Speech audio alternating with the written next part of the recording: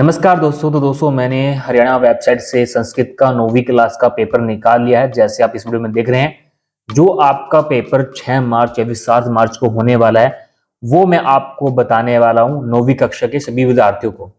तो सबसे पहले आप सभी को पता है कि आपका जो संस्कृत का एग्जाम होगा वो आपका 80 नंबर का होगा और कौन कौन से क्वेश्चन आज आपके आने वाले हैं रियल एग्जाम में, वो मैं आपको इस पेपर के बारे में डिस्कस करूंगा। तो वीडियो को शुरू से लेकर लास्ट तक देखना और अपने फ्रेंड के साथ इस वीडियो को जरूर शेयर करना। सबसे पहले गाइस देखिए, पेपर को बिल्कुल ध्यान से देखना और यही क्वेश्चन आपसे पूछे जाएंगे। आपका सबसे पहले क्वेश्चन आएगा संस्कृत का 9वीं कक्षा का गद्यांश यहाँ पर आपको मिलेगा।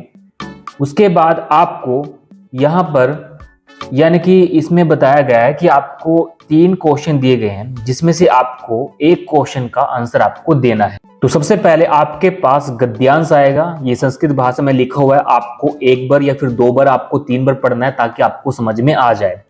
उसके बाद दोस्तों ये क्वेश्चन दिए गए हैं, इन क्वेश्चन का आंसर आपको इस गद्यांश में मिलेगा। सबसे पहले यहाँ पर लिखा गया है कि आपको केवल इसमें से 2 क्वेश्चन आपको करने हैं, यानी ए भाग के 3 भाग हैं जिसमें से आपको 2 क्वेश्चन करने हैं और प्रत्येक क्वेश्चन का जो आपको नंबर मिलेगा वो एक मिलेगा, यानी 2 नंबर आपको मिलेंगे, यहाँ पर लिखा हुआ है। तो यानी कि इनमें से आपको 3 क्वेश्चन पढ़ने हैं और 3 क्वेश्चन में से आपको इसमें से छांट कर 2 क्वेश्चन आपको करने हैं। उसके बाद ब भाग में देखिए यहाँ पर लिखा गया है कि इसमें से भी आपको 2 क्वेश्चन करने हैं, यानी कि गद्यांश को अच्छी तरह से पढ़ना है 2 से 3 बार। और जैसे आप क्वेश्चन पढ़ोगे तो आपके माइंड में एकदम से आंसर आ जाएगा कि इसमें से कौन सा आंसर क्वेश्चन के अंदर से पूछा गया है। तो गद्यांश में से आप उसका आंसर छांट सकते हो, काफी आसान है। और जहां से ये गद्यांश आया है और आप एडवांस में तैयारी करना, ताकि ये नहीं पता एग्जामिनेशन आपको कौन सा गद्यांश दे दे और कौन सा आंसर आपसे पूछ सकता है। तो यानी कि आपको इसके अलावा एडवांस तैयारी करके जानी है ताकि एग्जामिनेशन जहां से भी क्वेश्चन गद्यांश वगैरह दे तो आप इजीली से कर पाओ। उसके बाद देखिए यहां पर फिर आपका ये स भाग आ जाता है। तो आपको संस्कृत भाषा में इसका आंसर देना है अस्य अनुच्छेद कृते।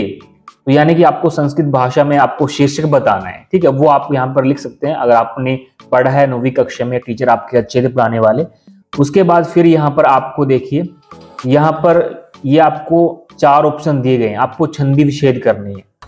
तो आपको छंदी विच्छेद करना आनी चाहिए, छंदी विच्छेद पक्का आएंगे। सबसे पहले द भाग के क, ख, ग और घ यहाँ पर भाग दिए गए हैं, इनमें से आपको कोई 3 करने हैं। तो ये ना हो कि आप 4 कर दो लेकिन आपको 3 के ही आपको नंबर मिलेंगे, याद आपको रखना है। इसमें यहाँ पर देखिए इस प्रकार का लकार पूछ लिया गया है, ठीक है। इस प्रकार का क्वेश्चन है, आप पढ़ सकते हैं। उसके बाद विभक्ति पूछ ली गई है, इसमें कौन सी विभक्ति है जना में, तो चतुर्थी है, द्वितीय है या प्रथम है या फिर तृतीय है, तो आपको बताना है। उसके बाद चलते हैं क्वेश्चन नंबर 2 पे, जो कि काफी आसान है। ये क्वेश्चन हर बार आपके पूछे जाते हैं, जो मैं आपको इसमें बता रहा हूं। यानी कि आपके पास एक पत्र आएगा और पत्र के अंदर ये खालिस्तान बने होंगे 1 2 3 4 5, ये 5 नंबर का होगा। और ये आपके ऑप्शन होंगे कि यहाँ पर 5 में से कौन फर्स्ट नंबर पे आएगा, कौन दूसरे नंबर पे आएगा, कौन सा तीसरे नंबर पे आएगा, कौन सा 5वें नंबर पे आएगा। और सभी पत्थर आपको याद होने चाहिए, यानी कि आप बार बार पढ़ोगे तो आपको नॉर्मली पता चल जाएगा कि इसका आंसर कहां पर फिट होने वाला है, ठीक है दोस्तों, ये बात आप याद रखना। उसके बाद देखिए यहां पर फिर एक दृश्य आ जाता है, ये भी आपका 5 नंबर का रहेगा।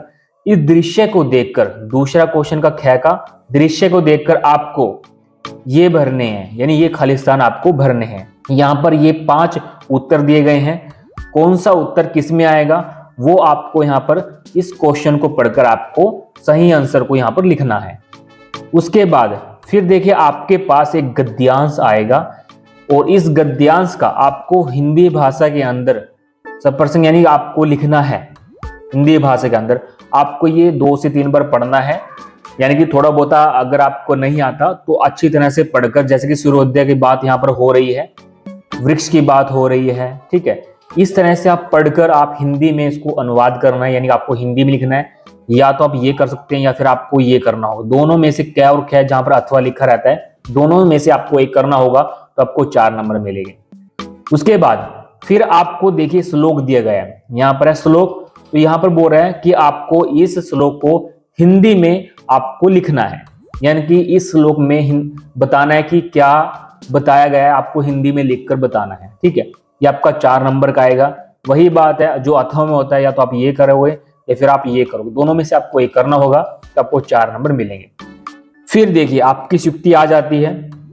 यहां पर देखिए आपको 3 यहां पर दिए गए हैं प्रश्न, तो तीनों में से आपको कोई 2 आपको करने हैं, यानी 2-2 नंबर का, यानी कि आपका एक क्वेश्चन होगा। उसके बाद या तो आप ये कर सकते हैं, यानी कि अगर आपको 5वें क्वेश्चन में या तो आपको ये करना होगा या फिर अथवा में आपको अन्वय दिया गया है, जो कि यहाँ पर आपको खाली स्थान में आपको ये उत्तर लिखने हैं कि कौन सा उत्तर कहाँ पर आएगा। तो ये भी काफी आसान है, पत्र जरूर आएंगे, यण संधि, गुण संधि, समास सब आएंगी, सभी समास याद करके जाने हैं, सभी यण संधि, गुण संधि, सभी संधि याद करके आपको जानी है, पक्का आएंगे, 100% की बात है। ये नहीं पता एग्जामिनेशन कहां से आपको कौन संधि पूछ ले, यण संधि पूछ सकता है, गुण संधि पूछ सकता है, कोई भी संधि पूछ सकता है।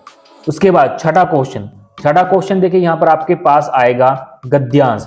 गद्यांश को पढ़कर आपको इन प्रश्नों के उत्तर देने हैं। सबसे पहले आपको लास्ट में ये भी देखना है कि कितने प्रश्नों के उत्तर देने हैं। यहाँ पर 3 प्रश्नों के आपको उत्तर देने हैं, जो कि एक प्रश्न आपका 1 नंबर का रहेगा। ये याद आपको रखना है, ये मत करना कि आप चारों के 4 लिखे आओ, क्योंकि आपका समय बर्बाद होगा, लिखने में टाइम लगेगा। जो यहाँ पर एग्जामिनर ने मांगा है वही आपको यहाँ पर आंसर देने, उतने ही प्रश्न के, ताकि आपका समय बचे और आप पूरा पेपर अटेंड करके आ जाओ।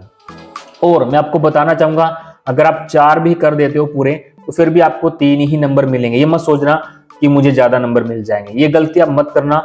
अगर आपसे 3 प्रश्न मांगे गए कि आपको 3 प्रश्न करने हैं, तो या तो आप इनमें से कोई एक छोड़ सकते हैं, बाकी 3 कर सकते हैं। उसके बाद 7वें क्वेश्चन में देखिए यहाँ पर आपको श्लोक दिया गया है। श्लोक को पढ़कर आपको यहाँ पर बताया गया आपको 2 प्रश्न के उत्तर देने हैं, यानी 3 प्रश्न दिए गए हैं, 2 प्रश्न के उत्तर आपको देने हैं। उसके बाद यहाँ पर 8वां क्वेश्चन इस प्रकार आता है। यहाँ पर आपको ब्रैकेट में इस प्रकार आपको दिया गया है उत्तर, जिसमें यहाँ पर आपको बताया गया आपको 3 प्रश्न के उत्तर देने हैं।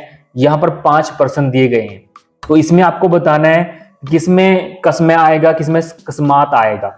ये आपको बताना, जैसे कम हो गया कहा हो गया, कया होगा का भी हो गया, कानी हो गया तानी हो गया, क्या आएगा इस प्रश्न में, डे वाले में।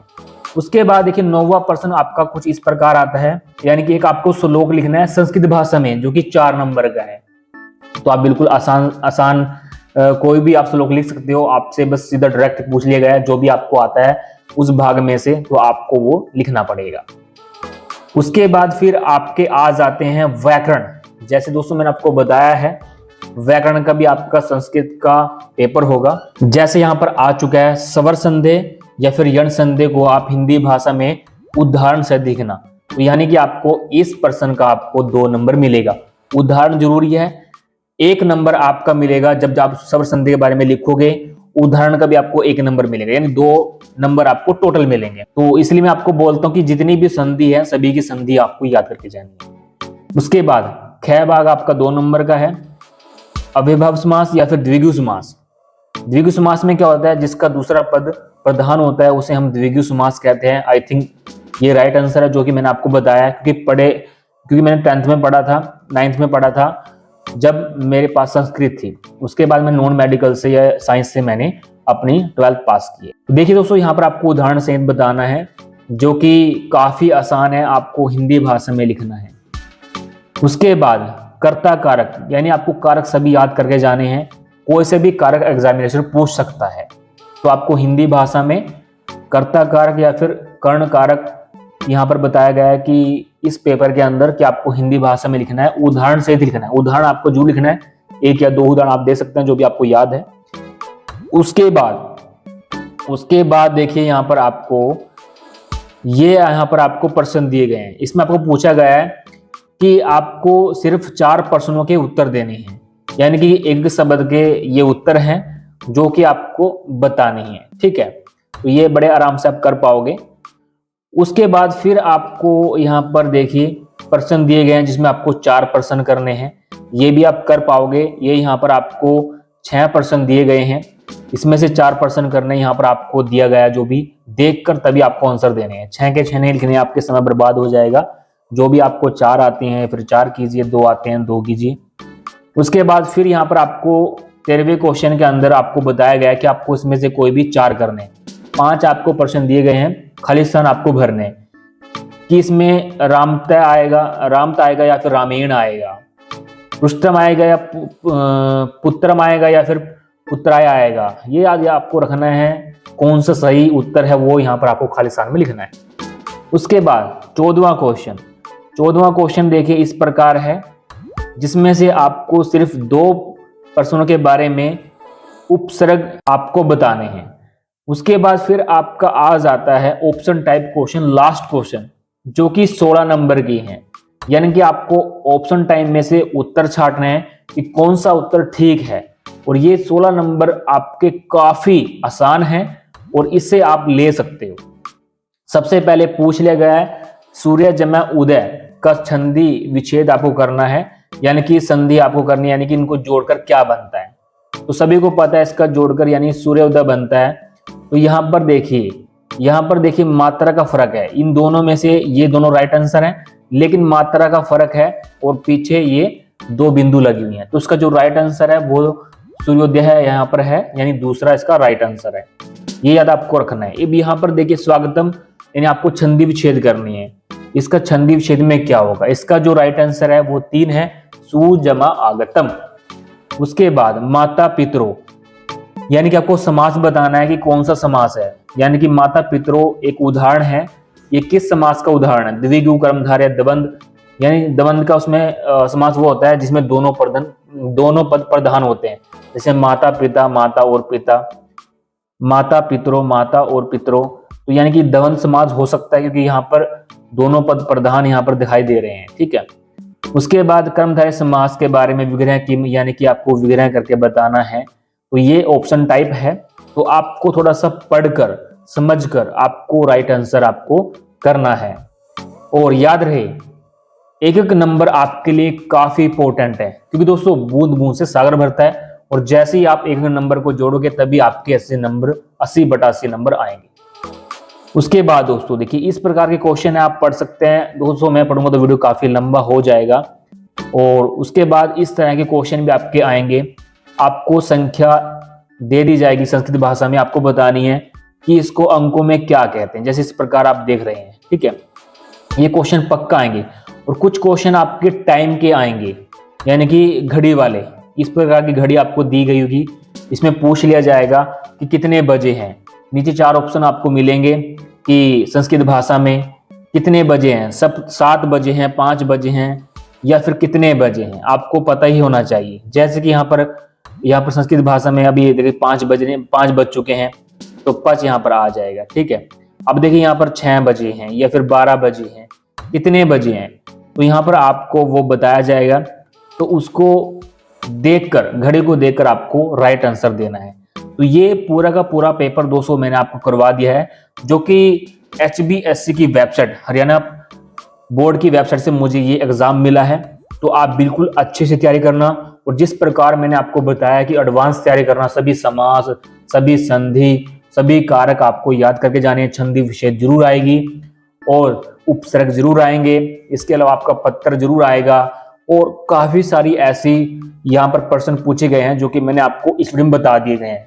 और दोस्तों जब आपका एग्जाम हो जाएगा तो मैं आपको इस वीडियो में जीमेल आईडी दे रहा हूं। इस जीमेल आईडी पर मुझे आप फोटो भेजना और अपना नाम लिखकर भेजना, ताकि मैं आपके रियल पेपर की वीडियो बना सकूं विद आंसर के साथ। जो सबसे पहले जीमेल आईडी पर अपना पेपर मुझे भेजेगा फोटो उतार के अच्छी सी, जिसका कैमरा अच्छा हो, वही मुझे फोटो भेज सकता है। साथ में अपना नाम भेजना, तो मैं आपका नाम अपनी वीडियो के अंदर लूंगा और आपका स्क्रीनशॉट भी वीडियो के अंदर दूंगा, ताकि हमारे YouTube चैनल पर आपका नाम भी आ सके। तो दोस्तों इस वीडियो को अपने फ्रेंड के साथ जरूर शेयर करना। और अगर आप हमारे YouTube चैनल पहले बार वीडियो देख रहे हैं तो चैनल को सब्सक्राइब कर लेना, साथ में बेल बटन, ताकि हम जैसे ही वीडियो अपलोड करें आपको नोटिफिकेशन मिल सके। Thanks for watching.